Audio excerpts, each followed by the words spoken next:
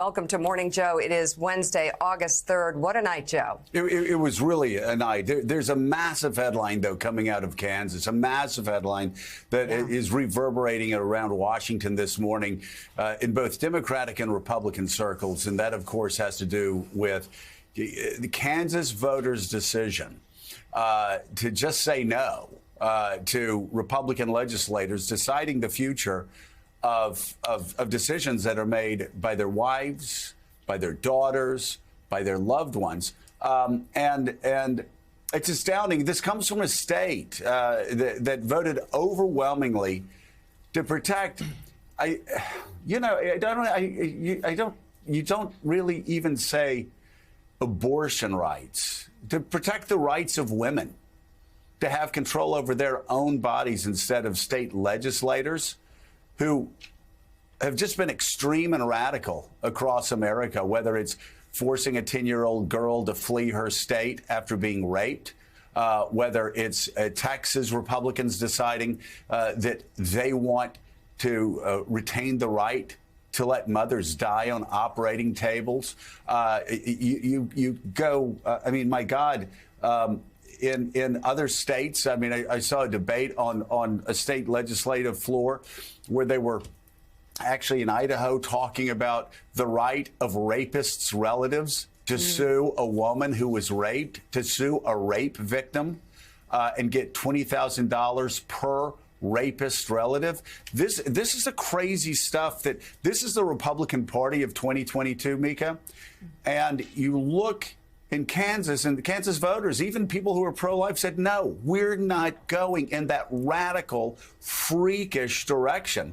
And really quickly, just about Kansas, they haven't voted for a Democratic candidate for president in over 50 years. Yeah. They haven't had a United States senator that was not a Republican in over 50 years. So on national issues, they are as conservative as can be. And last night, overwhelmingly, they voted to preserve the right of privacy, the right for women to make medical decisions, the right for women to decide, the right for parents to help their 10-year-old daughters, their 11-year-old daughters who have been raped, to make life-changing decisions. And there is no doubt that message from Kansas, Mika, reached Washington, D.C. late last night. And Willie, just for the midterms, I'll say this just as the woman on the set, watch out. I mean, I'm surprised by Kansas, and I'm not surprised, because women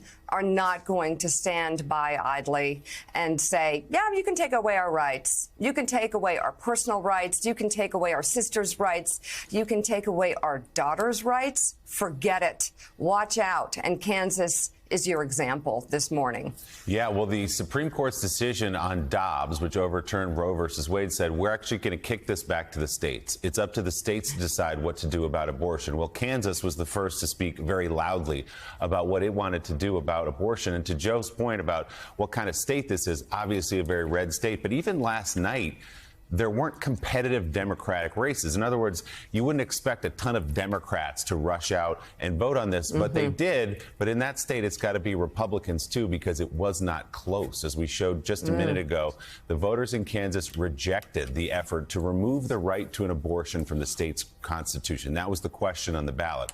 59 to 41 was the vote. It marks the first time the issue has been put to a vote since the Supreme Court overturned Roe versus Wade in June. With the November midterms coming, as Mika said, the Kansas vote signals abortion will be an energizing issue. Look at those numbers, Willie. Look at those numbers. Beforehand, the predictions were that the yes vote would win by a couple of points. Right. Every poll showed that. This is one of those.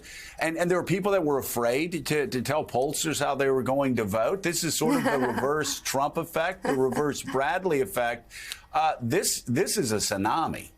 It is, just not close. And again, in Kansas, this is in the state of Kansas, the Associated Press had an estimate. The turnout for yesterday's primary far exceeded other recent contests, with about 900,000 Kansas voters casting a ballot. So, Joe, clearly this is a statement from the state of Kansas and perhaps a signal to Republican candidates and obviously Democrats who want to run on this come the fall, that this is an issue where many, many, many Americans, including in red states, have made up their mind, and Kansas is a big red flag. You know, we need to send Elise Jordan out to do one of her focus groups, because we learned so much from these focus groups. I remember back in 2016, Mark Halperin and John Heilman had that focus group for Bloomberg, where you had the working class woman in West Virginia, I believe, saying, Donald Trump, he's one of us. That was, and it was like a thunderbolt. And you go, oh, my God. OK, wow, that's what's happening out there. And then, you know, I'm still thinking about Elise Jordan's Georgia Trumper.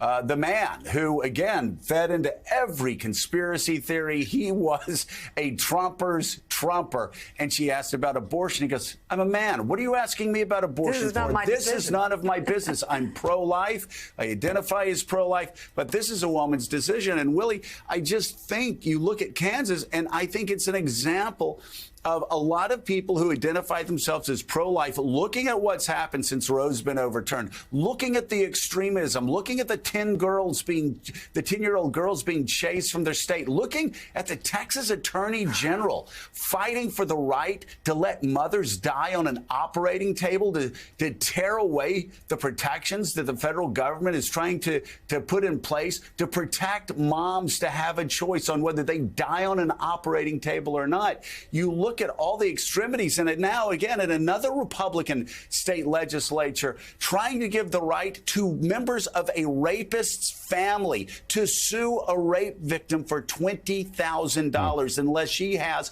a forced pregnancy. This is a rapist's Bill of Rights that these Republicans are passing. A rapist Bill of Rights for forced childbirth on children.